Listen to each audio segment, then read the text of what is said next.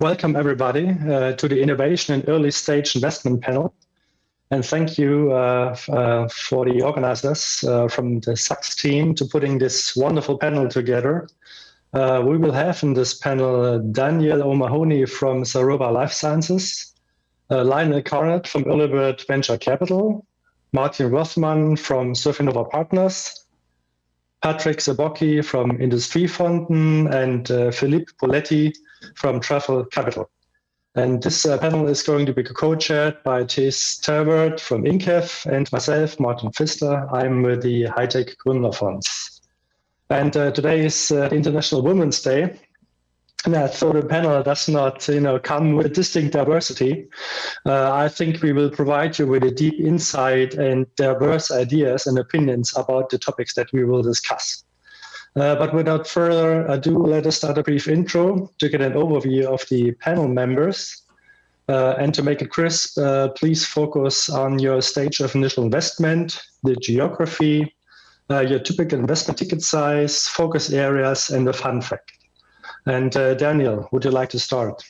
Good afternoon, everybody. Daniel O'Mahony, Seroba Life Sciences. We invest in both pharma and medtech. In the medtech space, we invest from first in man onwards through to maybe FDA approval, early product commercialization. We invest in both Europe and North America. As a fund, we invest between 5 and 15 million euros across the life cycle. On the medtech side, our focus is very broad, from implantables to digital technologies and so forth. And we love working with entrepreneurs. Thank you. Thank you. Lionel, what about Earlybird?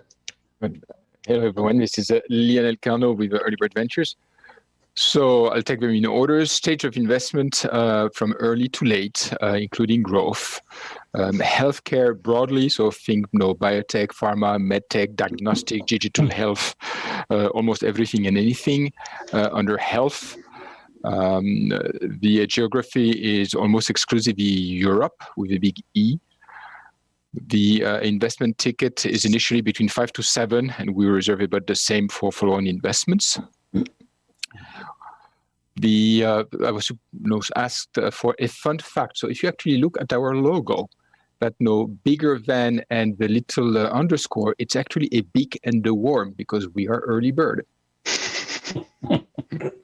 Okay, thank you. Martin Rothman, what about you? Okay, I'm glad I learned that about Earlybird. I've dealt with them for years and never recognized that that's what that meant. Thank you. So I represent, as part of my day job, Sofinnova. Sofinnova are a fairly substantial fund, just closed about a 450 million crossover fund a couple of weeks ago. We invest across the spectrum of stages, although the latter part of the fundraise is, as we say, crossover, so later stage and public companies. And we invest across a wide spectrum of technologies. I'm particularly interested in medtech myself, cardiovascular devices and so on. And I'm not sure what I know about a fun fact about Sofinnova, but I would suggest that some of our medtech investments are quite well known. Core Valve, for example, is the percutaneous heart valve implant, which we were virtually the sole investor for, and more recently Shockwave, which is a method for treating calcification in vessels. And when nobody else believed in the company, we continue to invest, and it stands around 4 billion market cap today, and not bad for a company that nobody believed would succeed. Okay, thank you, Martin. And next, Patrik Sobocki from Industrifonden. Thank you. So very glad to be on this panel with the rest of you guys. So I represent Industrifonden. It's a $850 million fund. We're an evergreen by structure. So from that point of view, we are patient capital. And we've been in the market for quite some time. We're stage agnostic. And we take, from a healthcare and life sciences perspective, we have a broad lens. So we go all the way from biotech to diagnostics, medtech to health tech or digital health, but on to all other deep tech verticals as well. So we take some certain learnings from other areas as well into this very sector. We typically back companies from seed to A round stages, and we do about 2 to 5 million in initial ticket and reserve for follow-ons, and can continue for multiple years. And our geography is Northern Europe, where we back our companies. And maybe a fun fact about us, we've been around for quite some time, for 4 decades. We've invested in over 1,000 companies. So I think we've seen the rocky road of backing entrepreneurs and startups. So I think we have a humble understanding of what can happen with high and lows in economies, and also when hypes disappear, and you need to patiently build your company to hopefully success. So thank you. Okay. Thank you, Patrik. And Philippe, would you please? Yeah, thank you, continue. Martin. First, let's start with an apology. It's the International Women's Day, and it's an all-male panel. Second, we are entrepreneur investors in that we are always founders or co-founders of our companies. So we invest on an idea, medical need, or a patent application. We'll start with 500,000 euros to start the company, and we'll invest up to 35 or 40 million euros ourselves in the company. So medtech and biotech. So we like to start projects when 99% of people believe it will never work, which is to me a definition of radical innovation. And as an example, we were a founder of Carnot, who has developed a total artificial heart, which got CE mark last December. We started Carbios to try to clean up the planet of plastics, which was the best Urinex performer in France last year. Or we were founder of Abivax, which is developing novel drug for ulcerative colitis and other inflammatory diseases. So, our definition of what we do is we don't know how or how long, but we shall make it happen with others, of course, and with management team. Great, thank you. And maybe Thijs, would you like to introduce, INKEF before I finish with HEGF? Sure. Thanks, Martin. So my name is Thijs. I'm at INKEF Capital. INKEF is a 500 million fund based out of Amsterdam with a European perspective. We invest, just like Patrik, in healthcare, but also in technology. And healthcare is broad in the sense of biotech, medical devices, but also health tech. And technology is as broad as software technology gets, but also deep tech. And we try to also bring those experience to our healthcare companies.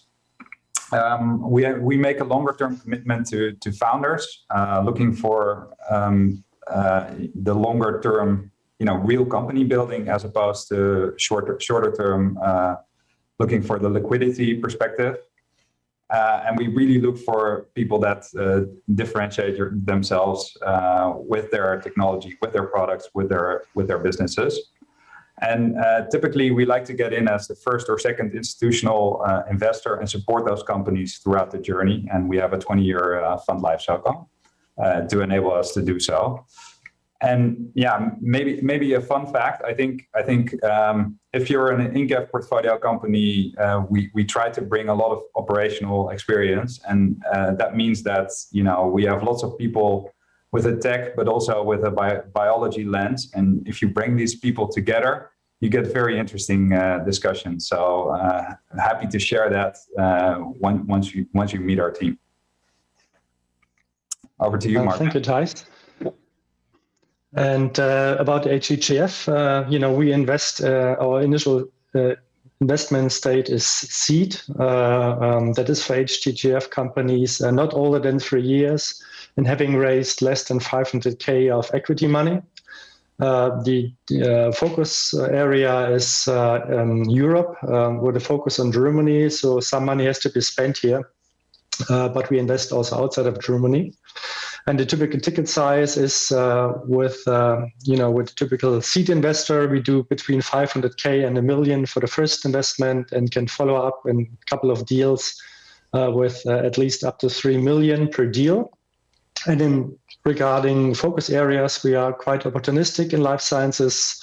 We invest across industries, but in life sciences, we do anything from biotech, medtech, digital health. We have a rather large digital health portfolio and also material sciences related to chemistry.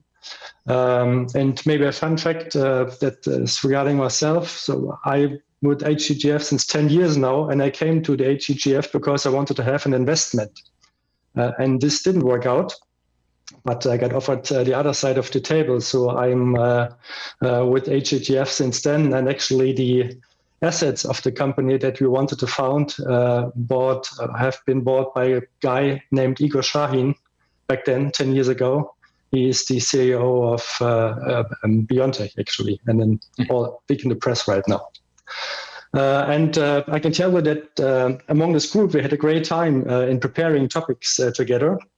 And Thijs, would you please kick it off? Sure. So thanks everybody for your introductions. I think, when we were pre-discussing this panel, we were thinking about the audience and how we can best give everybody insights and make them walk away with a couple of elements that are actually useful in your day-to-day job.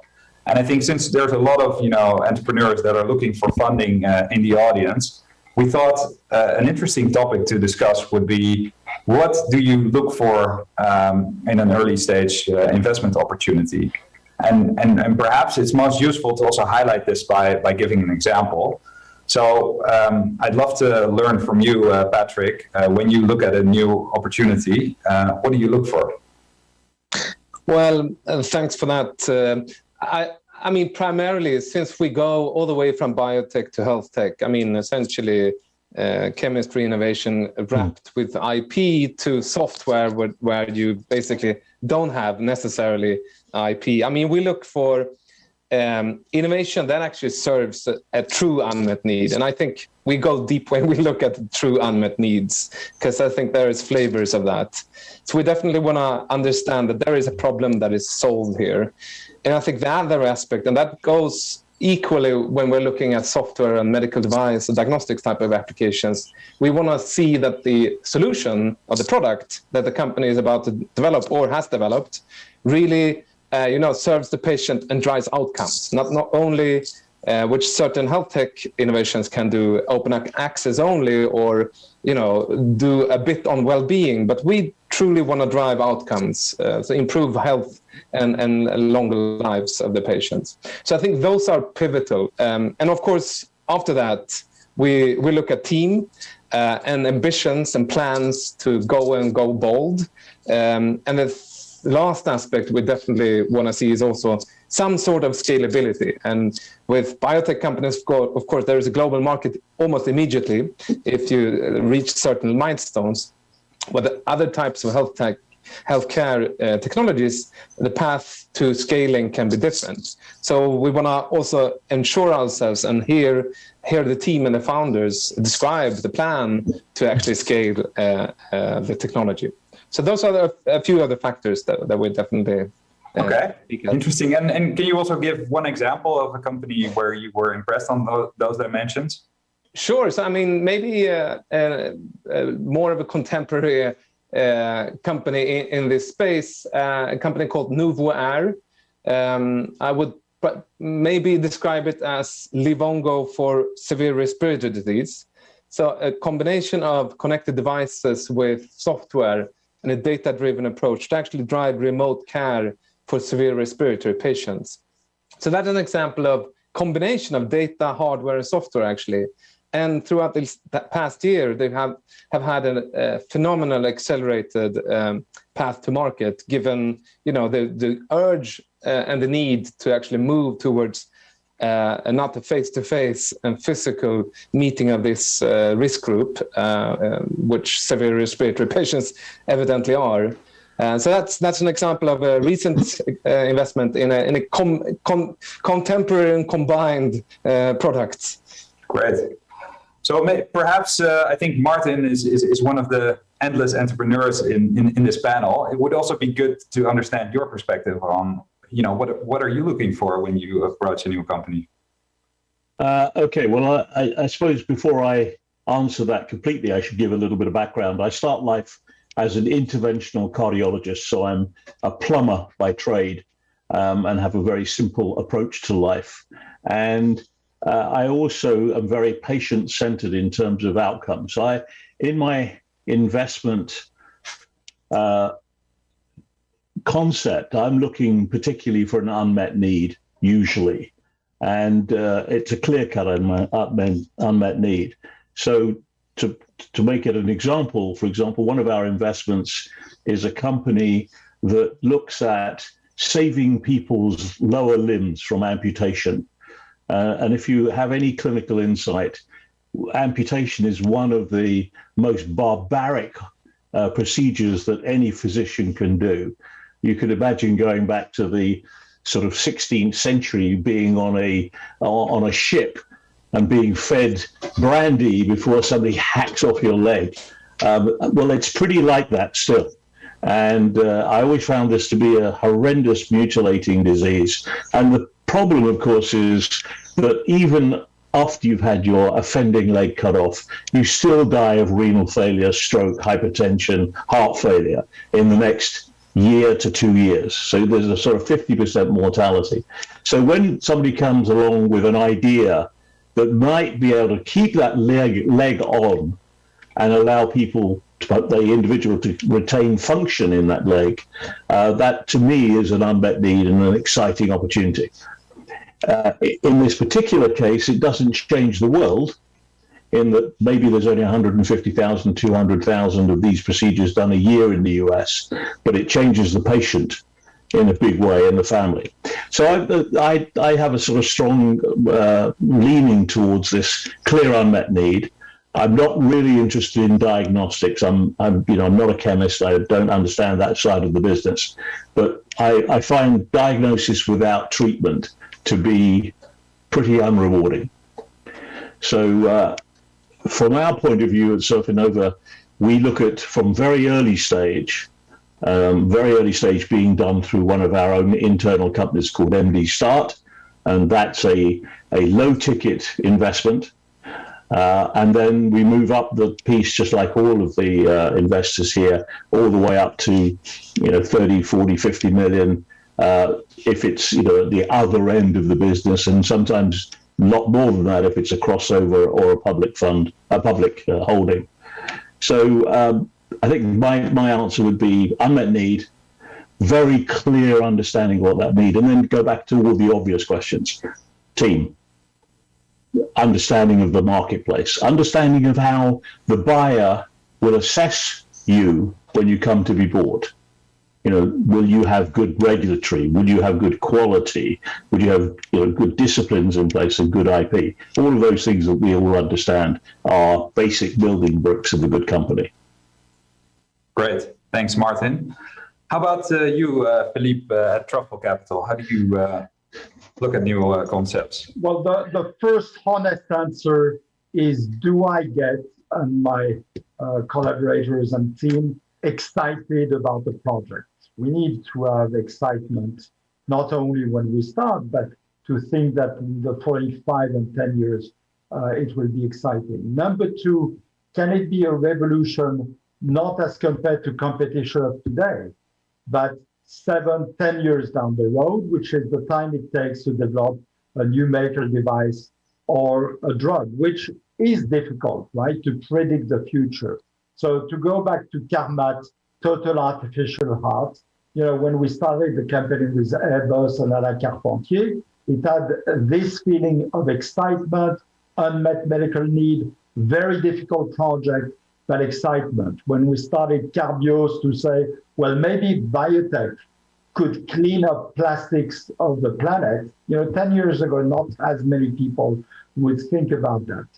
And new companies, for instance, robotic in surgery, we say, well, we're not going to build the next Intuitive of helping the surgeon. Can we have totally autonomous robots? Can we have catheter-free micro robots with navigating the arteries? That's excitement, and if it works, that will be making a big change.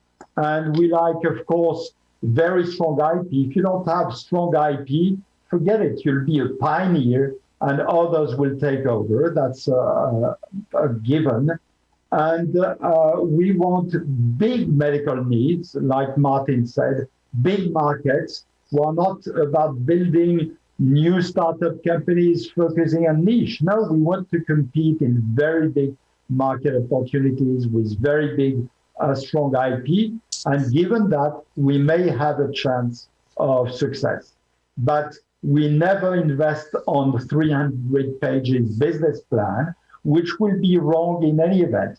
You know, a good business plan fits on the back of your business card is something I learned 30 years ago from Don Valentine, who was the chairman of Sequoia Capital. So interesting points, Philippe.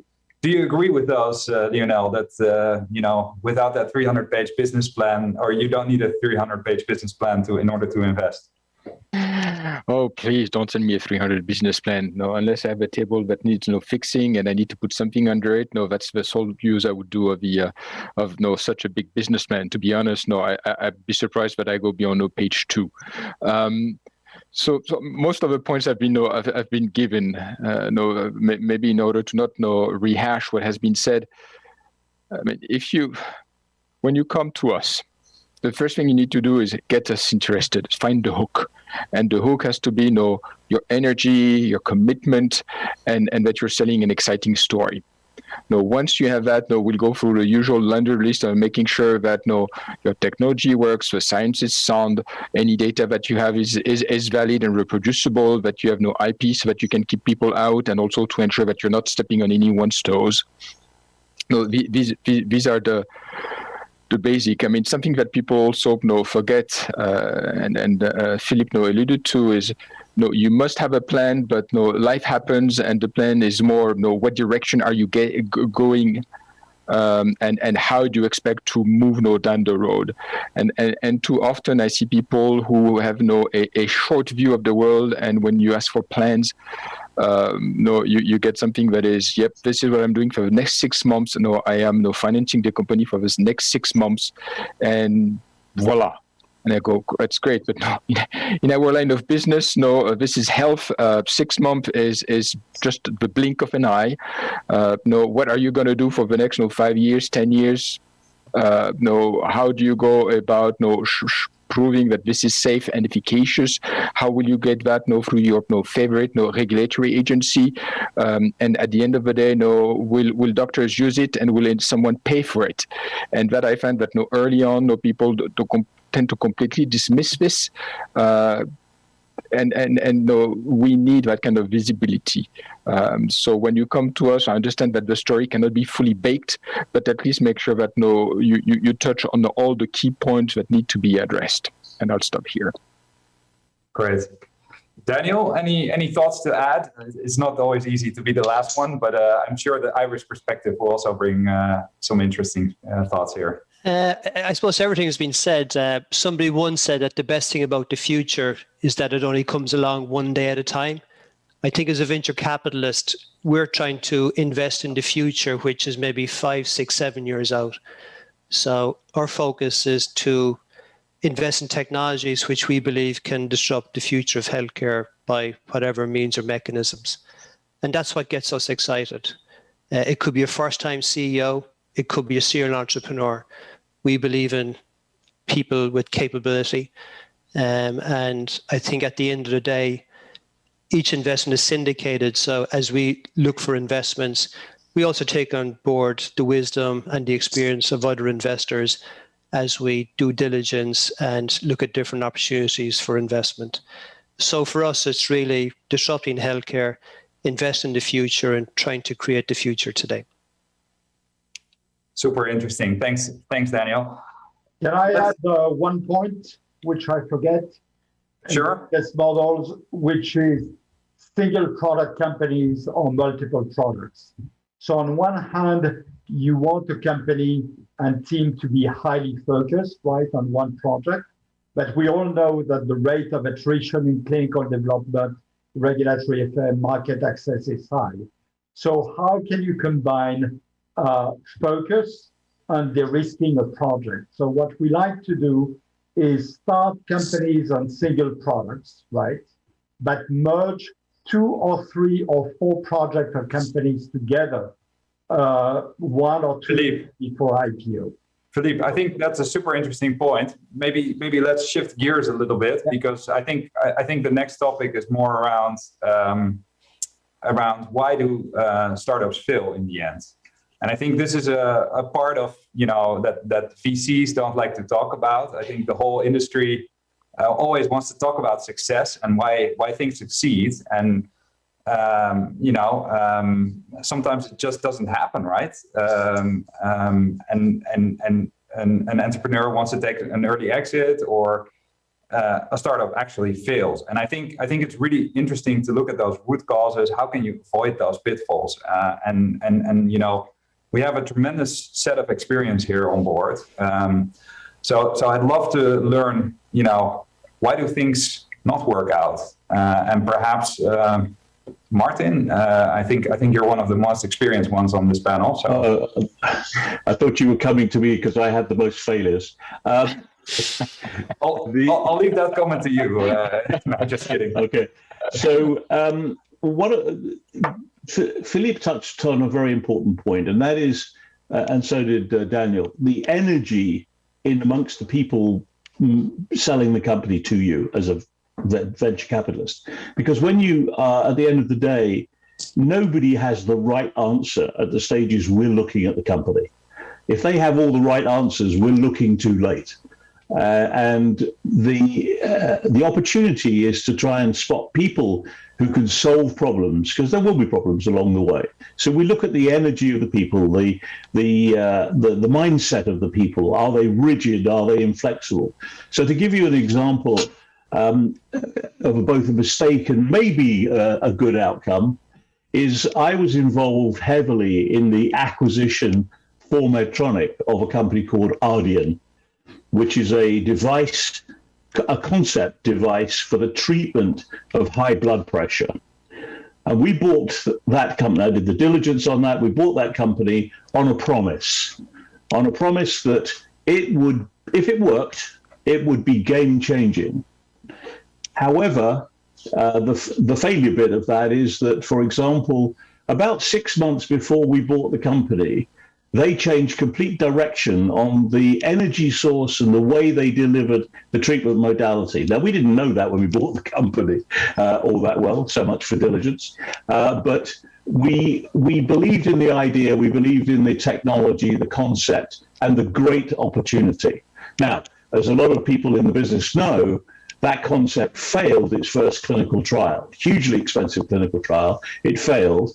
But because the company that bought it, being Medtronic, with deep pockets and a lot of belief, they've continued to support that technology. And the data they've got today shows that it does work and will be probably quite a successful value at the outset. But at the initial part, I have to hold my hand up and say that we paid $1.1 billion for a company that did not have a product, did not have the evidence, and didn't stand a clinical test. So that was quite a big failure. Yes, maybe I did own up to a failure. Fair enough. All right. Any insights from you, Daniel?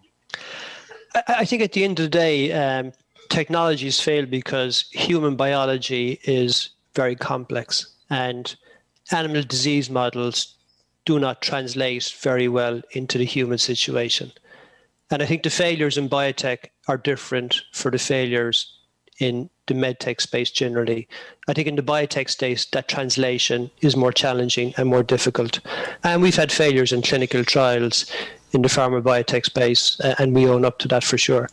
I think for medical devices, it's different because there is a capacity and the opportunity to iterate and reiterate. You can learn from your first-in-man study.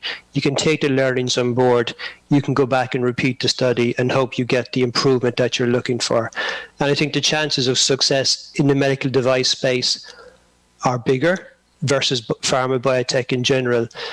I suppose the downside is that, it's also become maybe a little bit more competitive, and there's maybe there can be a trend towards iteration as opposed to disruptive innovation. But I think at the end of the day, the main reasons companies or technologies fail is because of complex human biology and the lack of translation from animal models into the human situation. And ultimately, a company will then fail perhaps because it runs out of cash, not because it's run out of ideas, but because the investor base becomes incapable of supporting the technology further. Right. Maybe more, I heard lots of biological reasons, technical reasons. Patrik, any other reasons that may also drive failure in a company? Absolutely. I think our learnings going back 4 decades, I've always not been part of the entire journey, but been on the entrepreneurial side. And I think one part of it, which was picked up by many of you, is stamina, really. As an entrepreneur, you really need stamina in this game. Otherwise, you maybe end up somewhere else, in the tech sector, for instance. And as an investor, you also definitely need to have stamina and humbleness. As someone picked up, plans are just plans. They need to be rewritten probably daily. So I think that's one piece. And the other piece, we're mainly investing in Northern Europe. We have exceptional engineers. They're super solid on science and technology often. Maybe this goes across Europe. But sometimes the commercial aspect is coming in too late. So I think I've got the research background in data science related to market access or health technologies in Europe. When I sat with big pharma companies, we started to think about market access at around phase 1 for biotech assets.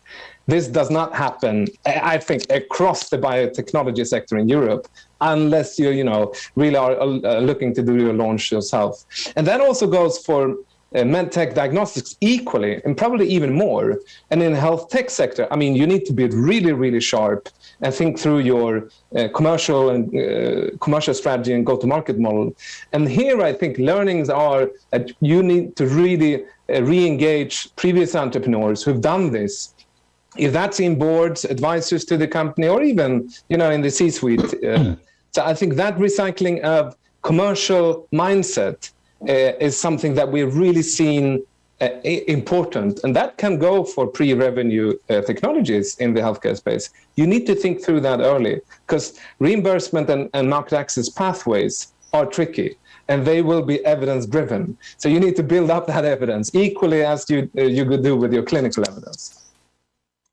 Lionel, do you agree with that, or a contrarian view from you?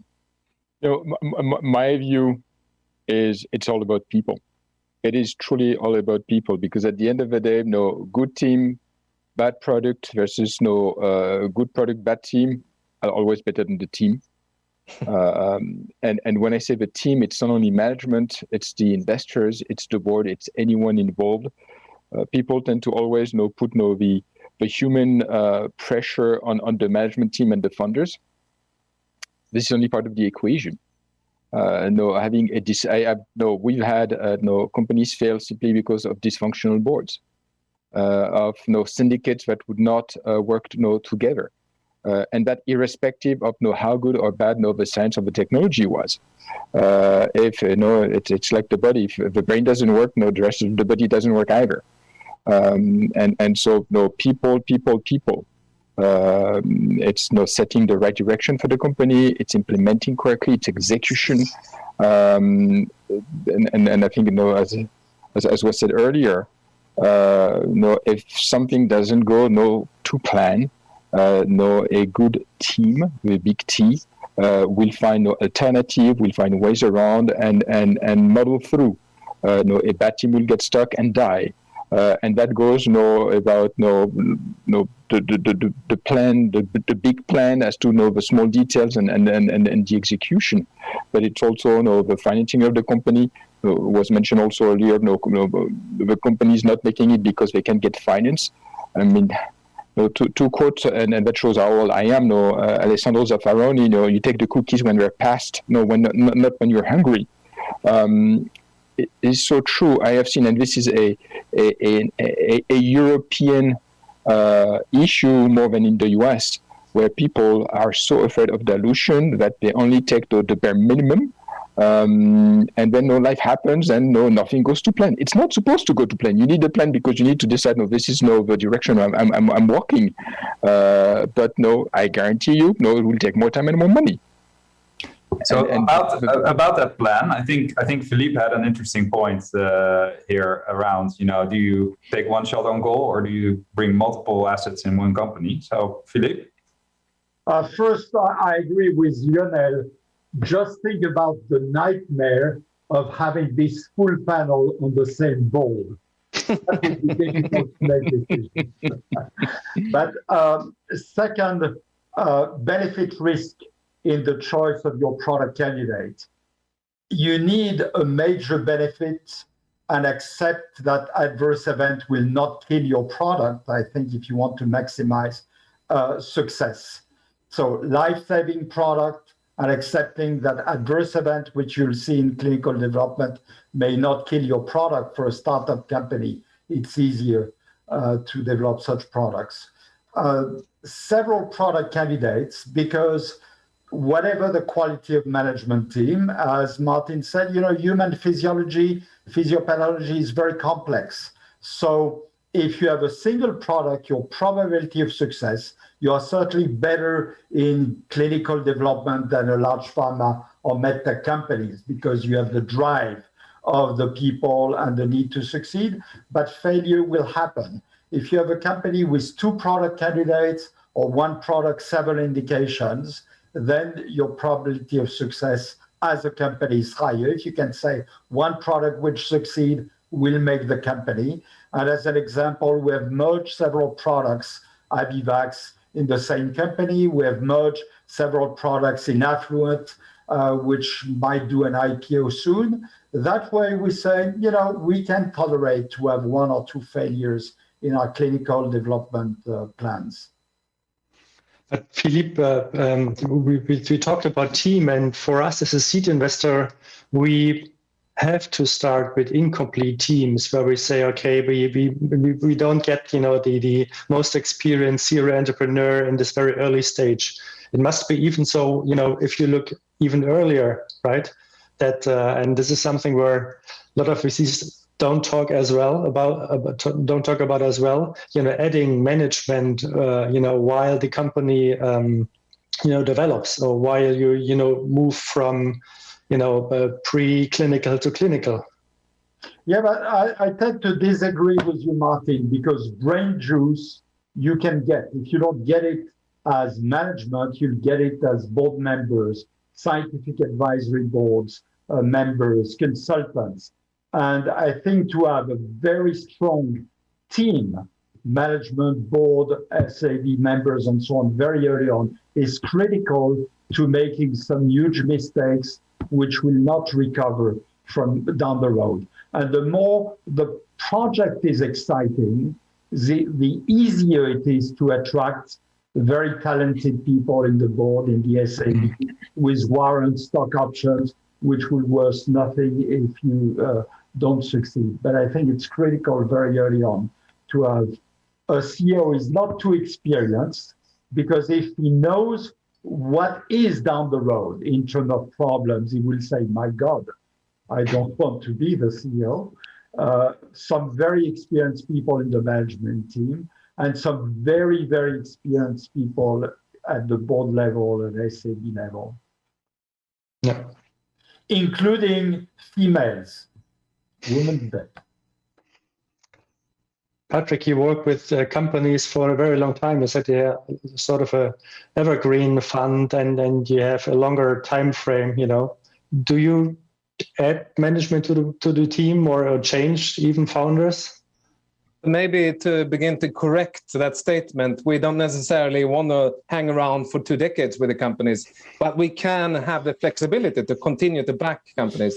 And actually, if we look at our most successful cases in our fund's history, these have been teenagers. Those have been the holdings that we held for 10 to 12 years, where other funds actually got tired and we could continue. But to come to your point, I think absolutely there are a number of shifts in companies that we've been backing, particularly if you look at, biotech in a discovery mode to clinical stage mode to commercialization. We have actually 2 companies right now that are just about to launch their biotech drugs into market. They are both listed companies. And of course, you need to do multiple changes along the road, from the inventor, oftentimes a researcher by background, to skilled management, to in the research area, to skilled people who actually can commercialize. So I think if you look at time span, and we spoke about that, it's not about a few years, it's 10 years, 15 years. There will be a lot of changes in the key personnel and the key people around in the team and around the team. And I think this is very important, and a message to any entrepreneur out there that, you know, the journey is not about you. It's not an Elon Musk game in healthcare. It's about really being able to attract that good team along the road, and that you may take a different position, a different role with your company once it actually enters more commercial stages. So I think that's a truly important aspect. And I think we look for not only these very ambitious and great teams, but also the ones who actually have the humbleness of saying, okay, so I have, you know, I know that my remit is here, but from this point and onwards, for instance, commercialization, I may find some other type of role. So that openness, I think it's absolutely critical, so that there are not these blockers. There can be blockers from so many angles on this journey, financing-wise, team-wise, and to have an open, transparent discussion around that has been fruitful for us, at least. Okay, well, thank you. We have 8.5 minutes to go, and maybe you're picking up on team and structure of a team. Let's have a brief topic on trends in financing with the early stage. I mean, being able to IPO or going public in Europe might have might need different people, right? How do you see this? What do you see in trends in financing? And maybe models that you have seen in the last years and will foresee for the next years in Europe. Anyone want to take this? Yeah, I can kickstart. Nasdaq Stockholm has actually been, I think, the one stock exchange in Europe floating most early stage companies, particularly in the life science and healthcare space. So we've seen an affluent amount of companies going early to the stock exchange, and then trying to raise funds multiple times, of course, to take their products to market. That's a tough journey, and you need to have a lot of skills in both, building the story around your company, i.e. giving information around what's going on, but also a different type of set of capabilities to go and convince generalist investors that this biotech or medtech or health tech company is the big breakthrough that will make a difference in their respective fields. So there is a bit of a different skill set, absolutely, that the companies need to build. And also it's a different journey, of course, with a much more diverse shareholding group, as opposed to if you have a syndicated venture group backing you for longer, at least. Yeah, if let me be the antithesis of going public early. Keep in mind that most of my career has been in the US and so Nasdaq centric. I